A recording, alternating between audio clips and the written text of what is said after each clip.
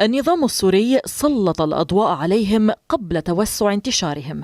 المعارضة تأخرت في الاعتراف بوجودهم لتجبر مؤخرا على القول نعم الجهاديون هنا ويقاتلون على الأراضي السورية.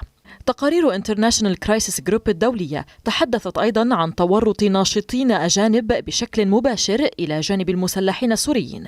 مجموعة الICG أضافت أن غير السوريين هؤلاء يقاتلون في إطار المجموعات السلفية. قد يصعب تقدير عددهم ومراكز انتشارهم ونفوذهم الحقيقي بدقة، إلا أن زائر مدن شمال غرب سوريا سيلتقي حتما بالمجاهدين الأجانب.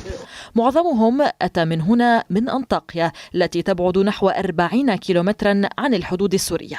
يتجولون في هذه المدينة الجنوبية، زيهم السلفي التقليدي ولحاهم خير تعريف عنهم. سكان أنطاكيا يميزون المجاهدين من أحذيتهم الجديدة اللماعة وحقائب الظهر الفاخرة التي يحملونها وساعاتهم العسكرية، كلها علامات فارقة تشي بأنهم أوروبيون اعتنقوا الإسلام.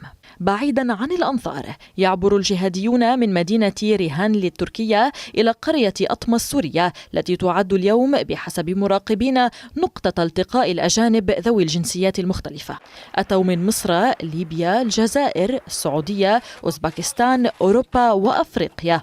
ينطق كل واحد منهم بلغته، إلا أن خطابهم واحد: القتال في سوريا من أجل نصرة إخوانهم المسلمين.